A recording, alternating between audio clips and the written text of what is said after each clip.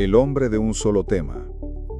Sermón predicado el domingo 31 de octubre de 1875 por Charles Haddon Spurgeon en el Tabernáculo Metropolitano, Newington.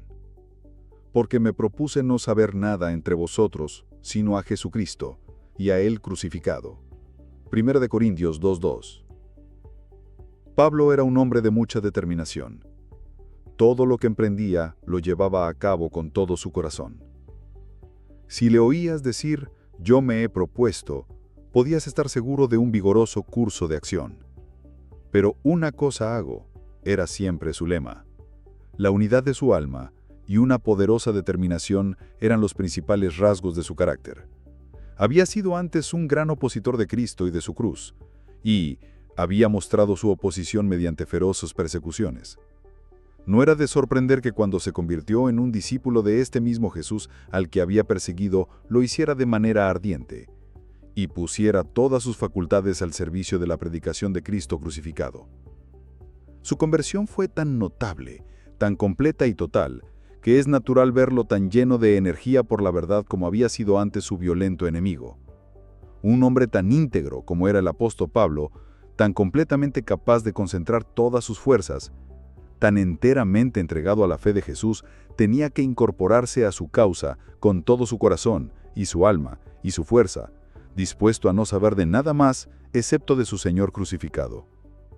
Sin embargo, no piensen que el apóstol era un hombre al que fácilmente absorbía un solo pensamiento. Por encima de la mayoría de los hombres, Pablo era alguien que razonaba, calmado, juicioso, franco y prudente. Veía las implicaciones y las relaciones de las cosas y no daba importancia a los asuntos triviales. Tal vez, aún más allá de lo que fuera perfectamente justificable, llegó a hacer todo para todos, para de todos modos salvar a algunos, y por tanto cualquier resolución que tomara, la tomaba solo después de consultar con la sabiduría. Pablo no era un fanático del tipo que puede ser comparado a un toro que cierra los ojos y embiste de frente, sin ver nada de lo que está a su derecha o a su izquierda. Él veía con calma, con quietud, todo lo que estaba a su alrededor. Y aunque al final se lanzaba en línea recta hacia su objetivo, lo hacía con sus ojos bien abiertos, sabiendo perfectamente que lo que hacía era lo mejor y lo más sabio en favor de la causa que quería promover. Si, por ejemplo, en Corinto, se hubiera requerido que su ministerio comenzara con la proclamación de la unidad de la deidad, o con la reflexión filosófica acerca de las posibilidades de que Dios se encarnara, si estos hubieran sido los planes más sabios para dar a conocer el reino del Redentor, Pablo los hubiera adoptado. Pero los consideró detenidamente, y una vez que los examinó con sumo cuidado, concluyó que nada se podía conseguir con una predicación indirecta, presentando la verdad a medias. Por tanto, decidió proseguir de frente promoviendo el Evangelio mediante la proclamación del Evangelio. Ya fuera que los hombres escucharan o que se abstuvieran de escuchar, resolvió ir al grano de una vez y predicar la cruz en su desnuda simplicidad. En vez de saber muchas cosas que lo podían conducir al tema principal, no quiso saber nada en Corinto, sino a Jesucristo y a Él crucificado. Esto debió de parecer muy poco político. Consúltenlo en una asamblea de sabios según el mundo y seguramente condenarán este enfoque imprudente. En primer lugar, este tipo de predicación alejaría a todos los judíos. Estando los judíos apegados a las escrituras del Antiguo Testamento y conociendo las enseñanzas acerca del Mesías, y creyendo firmemente en la unidad de la deidad, ellos habían avanzado un buen camino hacia la luz. Y si Pablo hubiera evitado los puntos de discordia por un poco de tiempo más, ¿no los habría acercado un poco más y así gradualmente los conduciría a la cruz? Los sabios habrían señalado la esperanza que había para los israelitas si se les trataba con discreción. Y su consejo habría sido, no te pedimos que renuncies a tus sentimientos, Pablo, simplemente disfrázalos un poco de tiempo más. No digas lo que no es cierto, pero a la vez puedes decir solo parte de la verdad para no espantar a estos judíos llenos de esperanza. El apóstol no cedía ante esa política. No iba a ganar ni a judíos ni a gentiles diciendo verdades a medias, puesto que sabía que tales conversos no son verdaderos.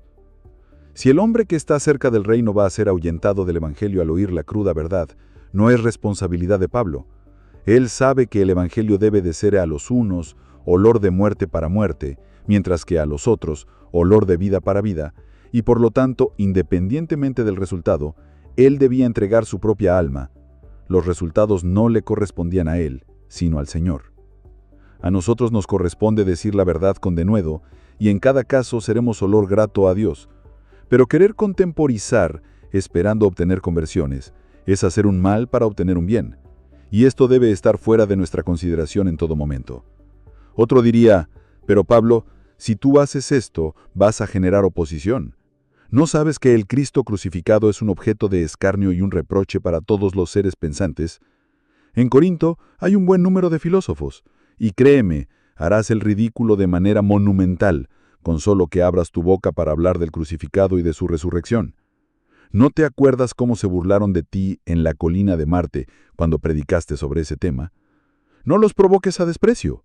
Debate con su gnosticismo y muéstrales que tú también eres un filósofo. Sé todo para todos, sé un intelectual entre los intelectuales y muestra tu retórica entre los oradores. Mediante estas técnicas harás muchas amistades y así gradualmente tu conducta conciliatoria los conducirá a aceptar el Evangelio. El apóstol sacude su cabeza. Su pie golpea el suelo y con voz firme declara, «Ya lo he decidido». Dice, «He llegado a una conclusión. Están desperdiciando sus comentarios y su consejo en lo que a mí se refiere. Solo quiero saber de Jesucristo y a Él crucificado». Esa es la posición de Pablo. Es muy importante observar adicionalmente que el apóstol estaba convencido de que su tema iba a atraer de tal manera a sus oyentes que no necesitaba recurrir a la excelencia de palabras para presentarlo ni adornarlo con sabiduría humana. Tal vez han oído ustedes hablar del famoso pintor que pintó al rey Jacobo I. Lo representaba sentado bajo una enramada con todas las flores de la estación a su alrededor, y nadie prestó la menor atención al semblante del rey, puesto que todas las miradas eran cautivadas por la belleza de las flores. Pablo resolvió no tener flores a su alrededor, sino que el tintaje que iba a dibujar había de ser de Cristo crucificado sin adornos, y la doctrina de la cruz con la exclusión de cualquier flor que viniera de poetas o de filósofos. Algunos de nosotros debemos ser discretos acerca de nuestra resolución de evitar lenguaje florido, ya que podemos ser muy poco dotados al respecto, pero el apóstol era un hombre de poderes naturales sutiles y de amplios logros, un hombre al que no podrían despreciar los críticos de Corinto. Sin embargo, Pablo se despojó de todo ornamento para dar paso a la belleza sin adornos de la cruz. De la misma manera que él no agregaría flores, tampoco iba a ennegrecer la cruz con zumo, pues hay una forma de predicar el Evangelio que lo asfixia en el misterio y la duda, de tal manera que los hombres no pueden entenderlo. Un grupo numeroso de personas está siempre calentando y removiendo un gigantesco caldero filosófico, humeando con un denso vapor, que ocultaba la cruz de Cristo de la manera más horrible. ¡Ay, aquella sabiduría que oculta la sabiduría de Dios! Es la forma más culpable de locura. Algunas personas predican a Cristo de la misma manera que es representado, a veces, un buque de guerra en alguna pintura. El pintor ha plasmado únicamente el humo, de tal manera que te preguntas, ¿y dónde está el barco? Pues si revisas con cuidado puedes eventualmente discernir un fragmento de la parte superior de uno de sus mástiles y tal vez una porción de su estructura. El barco estaba allí, indudablemente, pero el humo lo ocultaba. De la misma manera, Cristo puede estar en la predicación de algunos hombres, pero esta predicación se encuentra rodeada de tanta nube de pensamiento, de tan densa cortina de profundidad, de tan horrible ropaje de filosofía, que te impiden ver al Señor. Pablo pintaba bajo un cielo limpio. No quería utilizar ninguna oscuridad ilustrada.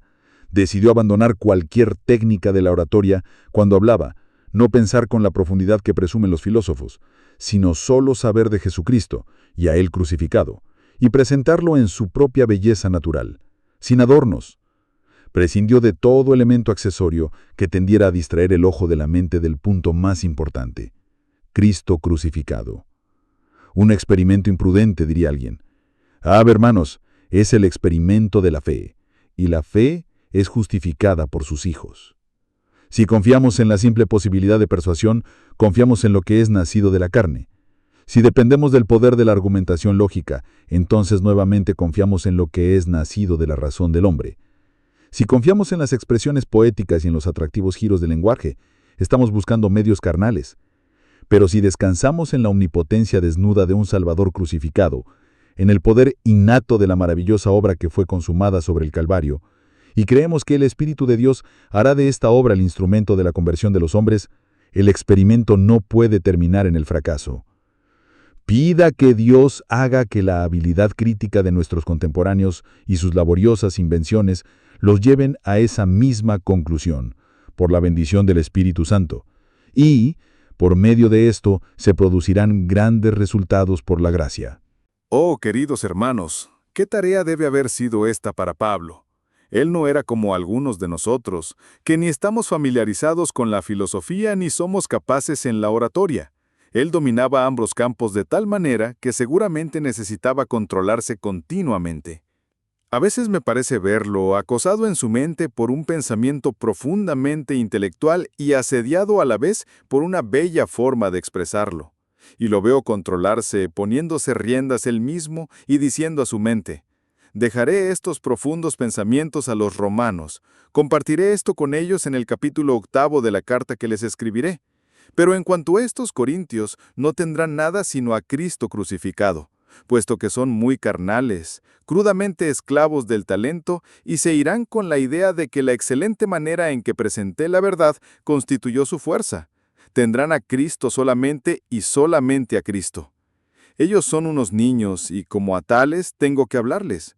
Ellos son unos niños en Cristo y tienen necesidad de leche y yo tengo que darles solo leche. Ellos se consideran inteligentes y cultos.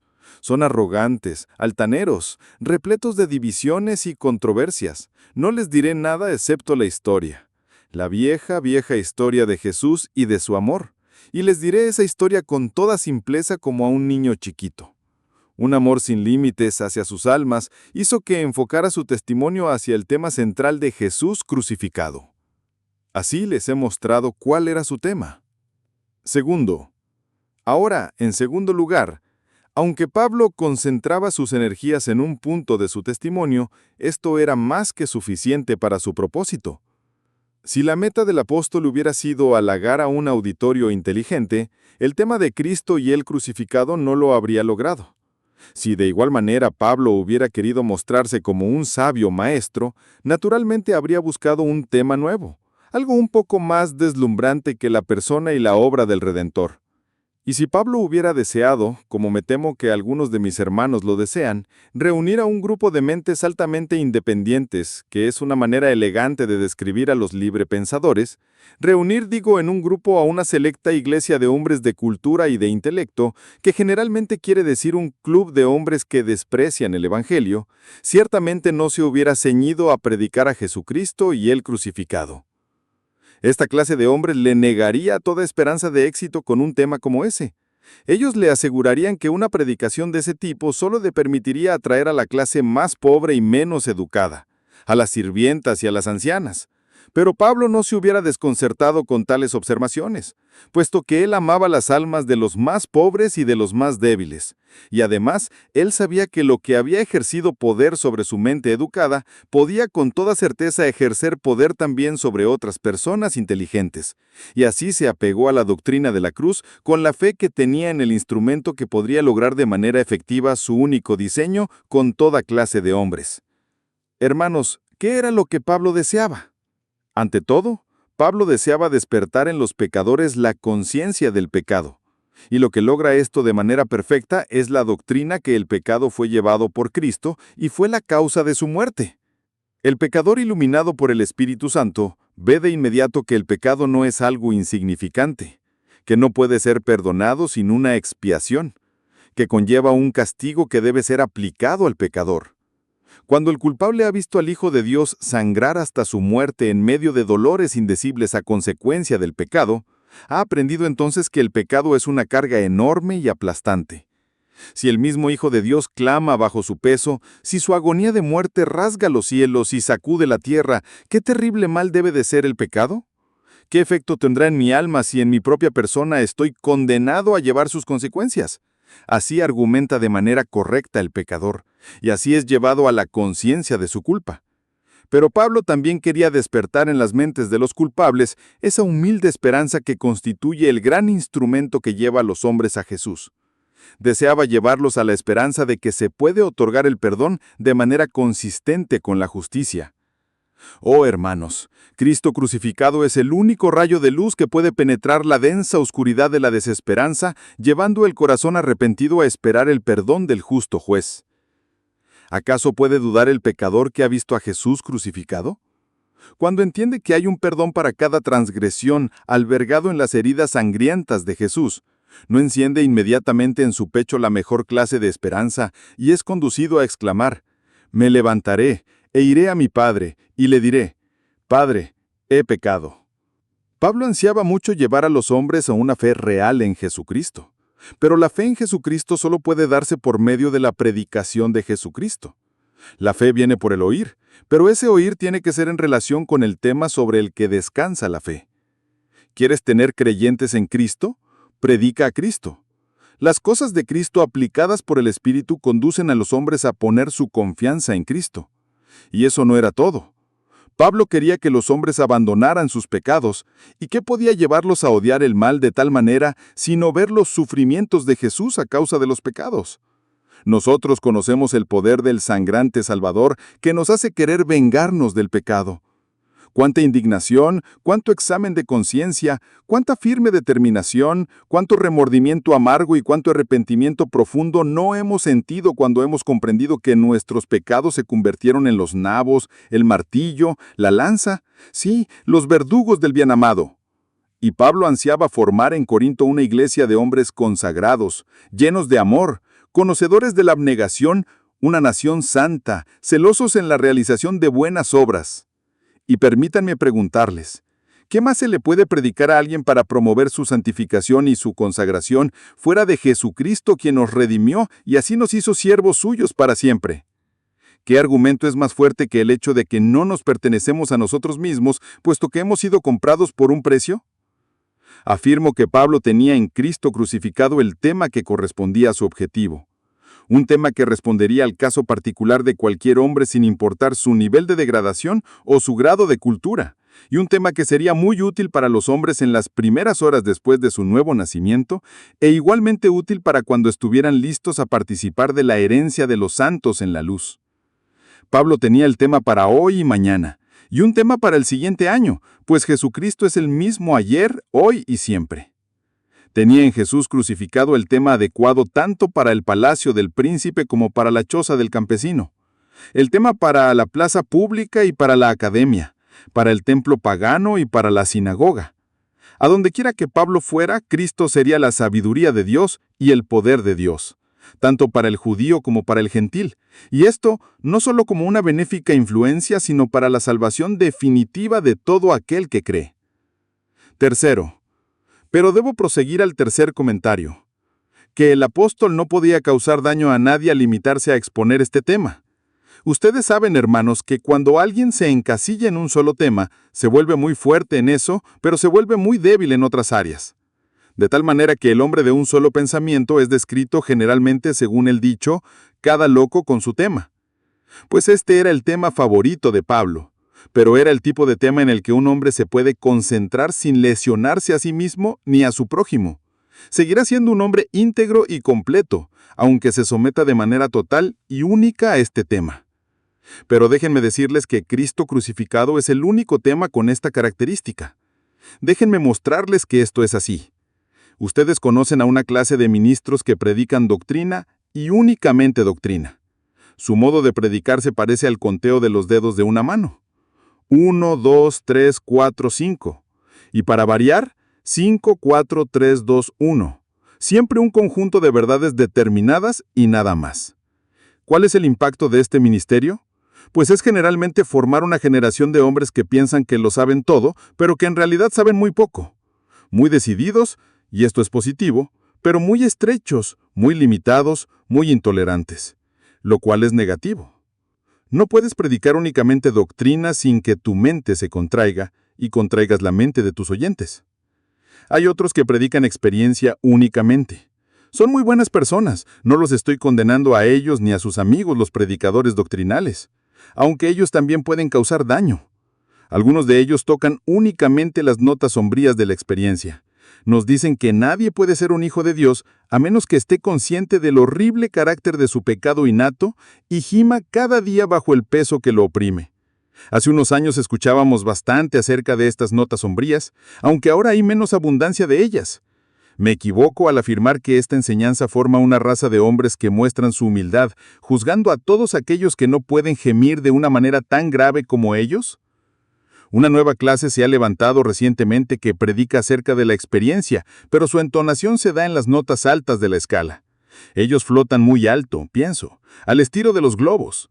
Solo reconocen el lado brillante de la experiencia sin querer enfrentar el lado oscuro y la muerte. Para ellos no existe la noche, elevan sus cantos en días de perpetuo verano. Han conquistado el pecado y se han ignorado a sí mismos. Bueno, eso afirman ellos. Aunque nosotros no nos hubiéramos dado cuenta si no nos lo hubieran dicho. Al contrario, nos hubiéramos imaginado que tenían una idea muy rica acerca de ellos mismos y de sus logros. Espero equivocarme, pero nos ha parecido asomeros a algunos de nosotros en recientes fechas que el ego ha crecido de manera descomunal en algunos de nuestros hermanos. Ciertamente sus prácticas y su predicación consisten en gran medida en declaraciones verdaderamente maravillosas acerca de su condición admirable. Me encantaría saber acerca de su progreso en gracia si es que es real, pero yo quisiera verificar esto personalmente o comprobarlo por terceros, puesto que hay un inspirado proverbio que dice, Deja que otros te alaben, mas no tus propios labios. En lo que a mí respecta, si alguien considerara adecuado alabarme, preferiría que guardara su lengua, porque el engrandecimiento de los hombres no es un buen negocio. Únicamente el Señor debe ser engrandecido. Me parece que es claro que se originan graves fallas en el hecho de predicar una vida interior, en lugar de predicar a Cristo, que es la vida misma. Otra clase de ministros han predicado casi solo sobre preceptos. Necesitamos a estos hombres, como también necesitamos a los otros. Todos son útiles y funcionan como antídoto los unos contra los otros, pero sus ministerios son incompletos.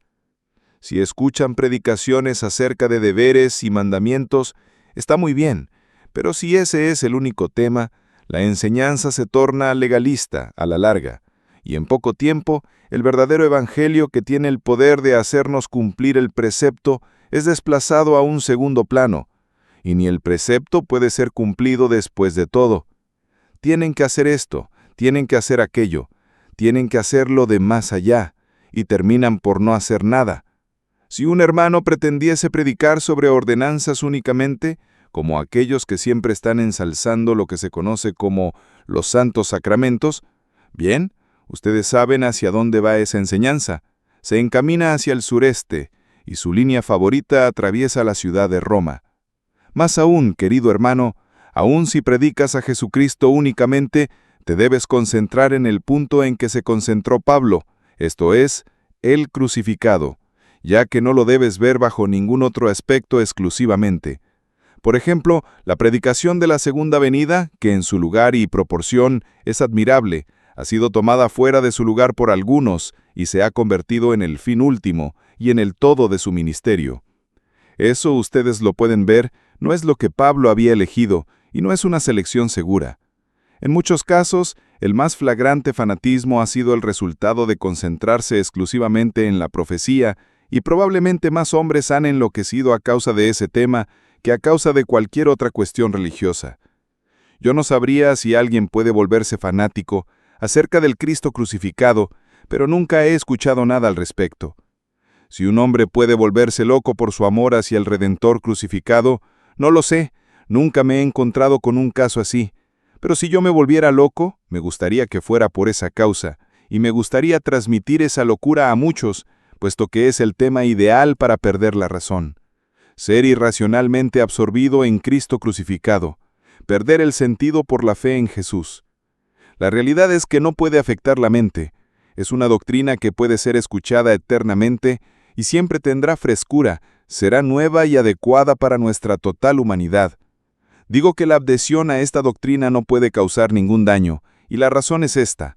Contiene todo lo que es vital en sí misma. Si te mantienes en el límite de Cristo y Él crucificado, habrás presentado a los hombres todo lo esencial para esta vida y para la venidera.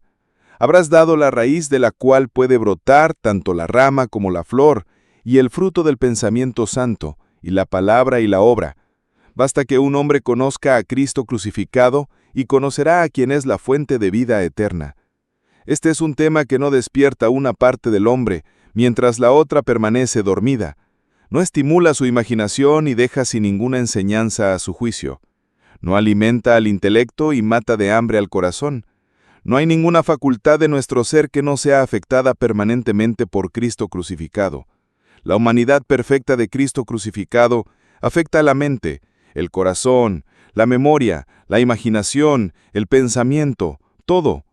Así como en la leche se encuentran todos los ingredientes necesarios para la vida, así en Cristo crucificado se encuentra todo lo que necesitamos para el sustento de nuestra alma.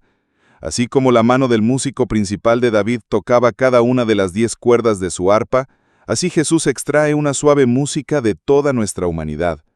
En relación con predicar a Cristo exclusivamente, también debemos agregar que esta predicación nunca despertará rencores, nunca saturará las mentes de los hombres con preguntas y contiendas, a diferencia de esos temas sutiles que prefieren tratar algunos hombres. Cuando algunos temas son decididos por mi opinión, y por tu opinión, y por la opinión de un tercero e incluso de un cuarto, individuos, seguramente se va a generar una contienda. Pero el que se mantiene al pie de la cruz de Cristo y se acoge a ella, está precisamente donde puede abrazar a toda la hermandad de verdaderos cristianos, puesto que estamos perfectamente unidos en una sola mente y en una sola opinión ahí. No cabe gloriarse de la opinión del hombre en la cruz. Yo soy de Pablo, yo de Apolo, yo de Cristo. Vienen por no apegarse a Jesús crucificado, pero si nos apegamos a la cruz como pecadores culpables que necesitan ser limpiados por medio de la sangre preciosa y que encuentran toda su salvación en ese lugar, entonces no tendremos el tiempo para erigirnos como líderes religiosos y causar divisiones en la Iglesia de Cristo. ¿Ha existido alguna secta en la cristiandad generada por la predicación de Cristo crucificado? No, mis hermanos. Las sectas se crean por la predicación de algo muy por encima de esto, pero esto es la alma y la esencia del cristianismo, y por consiguiente, el vínculo perfecto de amor que mantiene a los cristianos unidos. Y cuarto, no diré más, sino que pasaré a mi última reflexión, que es esta. Debido a que Pablo hizo de este su único tema cuando estaba en Corinto, y no hizo ningún daño a nadie con este único tema, cosa que no podemos afirmar de ningún otro tema, les recomiendo que todos nosotros hagamos de este tema el centro de nuestros pensamientos, de nuestra predicación y de nuestros esfuerzos. Hombres y mujeres inconversos, a ustedes me dirijo en primer lugar. No tengo nada más que predicar para ustedes que a Jesucristo y a Él crucificado. Pablo sabía que había grandes pecadores en Corinto, ya que era costumbre en el mundo de entonces llamar a un hombre licencioso un corintio. Ellos eran un pueblo que llevaban la depravación y la lascivia a sus máximos excesos posibles y, sin embargo, en medio de ellos, Pablo no sabía de nada excepto de Cristo y Él crucificado, ya que todo lo que el pecador más grande puede necesitar se encuentra allí. No tienes nada en ti, pecador, y no tienes necesidad de nada que le lleves a Jesús. Me dices que no sabes nada acerca de las profundas doctrinas del Evangelio. No las necesitas conocer al momento de venir a Cristo. La única cosa que debes conocer es esta: que Jesucristo, el Hijo de Dios, vino al mundo para salvar a los pecadores, y cualquiera que crea en Él no perecerá, sino que vivirá eternamente. Me dará mucho gusto que recibas instrucción en la fe posteriormente, y que conozcas las alturas y las profundidades de ese amor que sobrepasa todo conocimiento. Pero en este momento, lo único que necesitas conocer es a Jesucristo crucificado. Y si nunca pasas de allí, si tu mente es de una naturaleza tan débil, que nunca puedas entender nada de mayor profundidad que esto, yo, por lo menos, no sentiré ninguna preocupación, ya que habrás encontrado lo que te librará del poder y del castigo del pecado, y lo que te llevará al cielo para estar donde ese mismo Jesús, que fue crucificado, se sienta en el trono a la diestra de Dios. Oh querido corazón abrumado por la pena, si quieres encontrar alivio, podrás hacerlo en sus heridas. Si quieres encontrar descanso, tienes que encontrarlo en las heridas de sus manos. Si quieres escuchar tu absolución, tiene que provenir de los mismos labios que pronunciaron dulcemente, consumado es. Dios quiera que no sepamos nada en medio de los pecadores excepto Cristo y Él crucificado. Mírenlo a Él, y únicamente a Él, y encontrarán el descanso para sus almas. En cuanto a ustedes, mis hermanos y hermanas que conocen a Cristo, tengo esto que decirles. Mantengan esto a la vanguardia y ninguna otra cosa sino solo esto, porque es contra esto que el enemigo se enfurece. La parte de la línea de batalla que es atacada más fieramente por el enemigo es ciertamente la más estratégica. Los hombres odian a aquellos a quienes temen. El antagonismo de los enemigos del Evangelio es principalmente contra la cruz. Desde el principio fue así. Ellos gritaban que descienda ahora de la cruz para que veamos y creamos. Escribirán para nuestro beneficio bellas vidas de Cristo y nos dirán que fue un hombre excelente y darán a nuestro Señor el homenaje que sus labios de Judas pueden otorgarle. Se referirán también a su sermón del monte y dirán qué profundidad de percepción tuvo del corazón humano y nos dirán que enseñaba un espléndido código moral y así sucesivamente. Dirán, seremos cristianos, pero rechazamos totalmente el dogma de la expiación. Nuestra respuesta es que nos importa un bledo lo que tengan que decir acerca de nuestro Señor si niegan su sacrificio sustitutivo. Si le dan vino o vinagre, no es un tema relevante en tanto que rechacen lo que nos dice el crucificado. Las alabanzas de los incrédulos nos dan asco. ¿Quién quiere escuchar las alabanzas a Dios provenientes de labios contaminados? Esas palabras dulzonas son muy semejantes a aquellas que salieron de la boca del diablo cuando dijo, «Yo sé quién eres, el Santo de Dios». Jesús le reprendió diciendo, «Cállate, y sal de él». De la misma manera, queremos decirles a los incrédulos que exaltan la vida de Cristo, «Cállate, conocemos tu enemistad, aunque la disfraces como quieras». O Jesús es el Salvador de los hombres o no es nada. Si no aceptan a Cristo crucificado, no lo pueden aceptar de ninguna otra manera. Mis hermanos en Jesús, los invito a gloriarnos en la sangre de Jesús. Hagan que sea manifiesta como si hubiese sido rociada en el dintel y en los dos postes laterales de nuestras puertas, y dejemos que el mundo sepa que la redención por medio de la sangre está escrita en las más íntimas partes de las tablas de nuestros corazones. Hermanos, este es el punto de prueba de cada maestro. Cuando un pescado se descompone, comienza a apestar por la cabeza, según dicen, y ciertamente cuando un predicador se vuelve hereje, es siempre en relación con Cristo. Si no entiende con claridad a Jesús crucificado y escuchas uno de sus sermones, esa es tu mala suerte, pero si regresaras a escucharlo de nuevo y oyeras un sermón igual al primero, entonces esa sería tu culpa. Si fueras por tercera vez, habrías cometido un crimen. Si algún hombre tiene dudas acerca de Cristo crucificado, que recuerde los versos de Hart, porque dicen la verdad. No puedes tener razón en todo lo demás, a menos que pienses la verdad acerca de él. No quiero examinar a los hombres en relación con las doctrinas de la Confesión de Fe de Westminster. Yo comienzo aquí. ¿Qué piensas tú de Cristo? Si no puedes contestar esa pregunta, ve y publica tus puntos de vista donde quieras. Pero tú y yo estamos tan separados como lo están los polos, y no deseo tener ninguna comunión contigo. Debemos de hablar muy claramente aquí. Es Cristo crucificado lo que Dios bendice para conversión.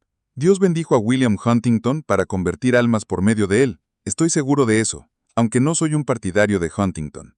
Dios bendijo a John Wesley para convertir almas por medio de él. También me queda muy claro eso, aunque no soy un partidario de Wesley. Dios los bendijo a ambos en tanto dieron testimonio de Cristo. Y encontrarán que en la proporción que la expiación de Cristo esté presente en un sermón, es la parte vital de ese sermón, y eso es lo que Dios santifica para la conversión de los hijos de los hombres. Por tanto, ten el tema siempre en un lugar muy prominente. Y ahora les hago a ustedes, mis hermanos, una pregunta más. ¿No es acaso Cristo y Él crucificado la cosa por la que debemos vivir y por la que debemos morir? Los hombres del mundo pueden vivir para sus vanidades, pueden sentir mucho gozo bajo sus respectivas calabacines, como la de Jonás, mientras les duren. Pero cuando un hombre tiene depresión de espíritu y es torturado en su cuerpo, ¿a dónde puede mirar? Si es un cristiano, ¿en dónde puede refugiarse? ¿En dónde más sino en Cristo crucificado? ¿Cuántas veces he sentido mucho gozo al arrastrarme hasta el templo y ponerme en los zapatos del pobre publicano y decir, Dios, sé propicio a mí, que soy pecador, mirando únicamente a ese propiciatorio rociado con la preciosa sangre de Jesús? Esto es lo que servirá a la hora de la muerte.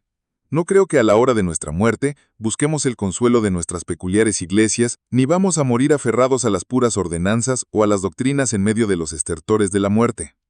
Nuestra alma debe de vivir y morir por Jesús crucificado. Miren a todos los santos al momento de su muerte y verán que regresan al gran sacrificio del Calvario. Ellos creían en una gran variedad de cosas. Algunos de ellos se apoyaban en muchas muletas y caprichos y rarezas, pero el punto principal prevalece a la hora de la muerte. Jesús murió por mí. Jesús murió por mí. Todos llegan a eso. Bien, ¿no te parecería bueno ir desde el principio al punto al que han llegado ellos? Y si ese punto es la base de todo, y ciertamente lo es, ¿no sería adecuado que nos apegáramos a él? Mientras algunos se glorían en esto y otros se glorían en aquello, y algunos tienen una forma de culto y otros otra forma de culto, nosotros digamos, pero lejos esté de mí el gloriarme, sino en la cruz de nuestro Señor Jesucristo, por medio de quien el mundo me ha sido crucificado a mí y yo al mundo. Hermanos, les recomiendo que hagan cada vez más prominente la cruz de Cristo, porque es lo que nos dará más cohesión y nos mantendrá en una bendita unidad. No todos podemos entender esas doctrinas sutiles que dependen tanto de bonitas variaciones y esas sutilejas de significado en griego, que solo los críticos pueden descubrir. Si buscas esas bellezas, hermano, entonces debes de olvidarte de muchos de nosotros pobres tontos, porque no podemos correr tras ellas y solo nos confundirás. Yo sé que tienes ese concepto delicado bien fijado en tu mente y lo tienes en muy alto estima, y no me sorprende, ya que te ha costado mucha reflexión y muestra tu poder de discernimiento. Al mismo tiempo, ¿no crees que debas de bajar al nivel de algunos de nosotros que nunca podremos alcanzar esos temas tan intrincados mientras vivamos? Algunos de nuestros cerebros son ordinarios. No quisiera examinar a los hombres en relación con las doctrinas de la Confesión de Fe de Westminster. Yo comienzo aquí. ¿Qué piensas tú de Cristo? Si no puedes contestar esa pregunta, ve y publica tus puntos de vista donde quieras. Pero tú y yo estamos tan separados como lo están los polos, y no deseo tener ninguna comunión contigo. Debemos de hablar muy claramente aquí. Es Cristo crucificado lo que Dios bendice para conversión. Dios bendijo a William Huntington para convertir almas por medio de él. Estoy seguro de eso, aunque no soy un partidario de Huntington. Dios bendijo a John Wesley para convertir almas por medio de él. También me queda muy claro eso, aunque no soy un partidario de Wesley. Dios los bendijo a ambos en tanto dieron testimonio de Cristo, y encontrarán que en la proporción que la expiación de Cristo esté presente en un sermón, es la parte vital de ese sermón, y eso es lo que Dios santifica para la conversión de los hijos de los hombres. Por tanto, ten el tema siempre en un lugar muy prominente. Y ahora les hago a ustedes, mis hermanos, una pregunta más. ¿No es acaso Cristo y Él crucificado la cosa por la que debemos vivir y por la que debemos morir? Los hombres del mundo pueden vivir para sus vanidades, pueden sentir mucho gozo bajo sus respectivas calabacines, como la de Jonás, mientras les duren. Pero cuando un hombre tiene depresión de espíritu y es torturado en su cuerpo, ¿a dónde puede mirar? Si es un cristiano, ¿en dónde puede refugiarse? ¿En dónde más sino en Cristo crucificado? ¿Cuántas veces he sentido mucho gozo al arrastrarme hasta el templo y ponerme en los zapatos del pobre publicano y decir, Dios, sé propicio a mí, que soy pecador, mirando únicamente a ese propiciatorio rociano con la preciosa sangre de Jesús? Esto es lo que servirá a la hora de la muerte. No creo que a la hora de nuestra muerte busquemos el consuelo de nuestras peculiares iglesias, ni vamos a morir aferrados a las puras ordenanzas o a las doctrinas en medio de los estertores de la muerte. Nuestra alma debe de vivir y morir por Jesús crucificado. Miren a todos los santos al momento de su muerte y verán que regresan al gran sacrificio del Calvario.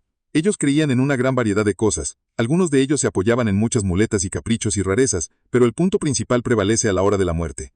Jesús murió por mí, Jesús murió por mí. Todos llegan a eso. Bien, ¿no te parecería bueno ir desde el principio al punto al que han llegado ellos? Y si ese punto es la base de todo, y ciertamente lo es, ¿no sería adecuado que nos apegáramos a él? Mientras algunos se glorían en esto y otros se glorían en aquello, y algunos tienen una forma de culto y otros otra forma de culto, nosotros digamos, pero lejos esté de mí el gloriarme, sino en la cruz de nuestro Señor Jesucristo, por medio de quien el mundo me ha sido crucificado a mí y yo al mundo. Hermanos, les recomiendo que hagan cada vez más prominente la cruz de Cristo, porque es lo que nos dará más cohesión y nos mantendrá en una bendita unidad. No todos podemos entender esas doctrinas sutiles que dependen tanto de bonitas variaciones y esas sutilezas de significado en griego, que solo los críticos pueden descubrir. Si buscas esas bellezas, hermano, entonces debes de olvidarte de muchos de nosotros, pobres tontos, porque no podemos correr tras ellas, y solo nos confundirás. Sé que tienes ese delicado concepto bellamente fijado en tu mente, y lo tienes en muy alta estima, y no me sorprende, ya que te ha costado mucha reflexión y muestra tu poder de discernimiento. Al mismo tiempo, ¿no crees que debes de bajar al nivel de algunos de nosotros que nunca podremos alcanzar esos temas intrincados mientras vivamos? Algunos de nuestros cerebros son ordinarios. Tenemos que ganar nuestro pan y relacionarnos con gente ordinaria. Sabemos que 2 por 2 hacen 4, pero no estamos familiarizados con los principios tan escondidos y ocultos en la alta filosofía a la que ustedes han subido. Yo no sé mucho de eso. Yo no me remonto a esas alturas y nunca subiré allí con ustedes. Por lo tanto, ¿no sería mejor por la unidad de la fe que dejaran estos temas de lado? ¿Que practicaran más la amistad en casa? ¿Que mostraran más amor hacia sus colegas cristianos y que se aplicaran un poco más hacia los deberes de naturaleza más común? Solo les haría un gran bien y haría un poco más visible su humildad si se quedaran allá abajo con Jesucristo y Él crucificado. Personalmente, puedo saber muchas cosas. Especialmente yo podría hacerlo, ya que todo mundo trata de enseñarme algo. Recibo carretadas de consejos. Uno me jala de esta oreja y el otro me jala de la otra. Bien, yo podría saber mucho, pero me doy cuenta de que tendría que dejar a algunos de ustedes atrás si quisiera ir tras esas cosas, y los amo demasiado para hacer eso. Tengo la determinación de no saber nada entre ustedes excepto a Jesucristo y Él crucificado. A cualquier hombre que se sujete a eso le diré, dame tu mano. Mi hermano Jesús la lavó con su sangre de la misma manera que lavó la mía. Ven, hermano, y miremos juntos a la misma cruz. ¿Qué piensas de ella? Hay una lágrima en tu ojo, y hay una lágrima en el mío, pero nuestros rostros se sonrojan de gozo a causa del profundo amor que clavó a Jesús allí.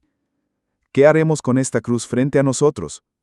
Mi hermano dice, yo me iré a ganar almas. Le respondo, yo también. Mi hermano dice, yo tengo una forma de hablar.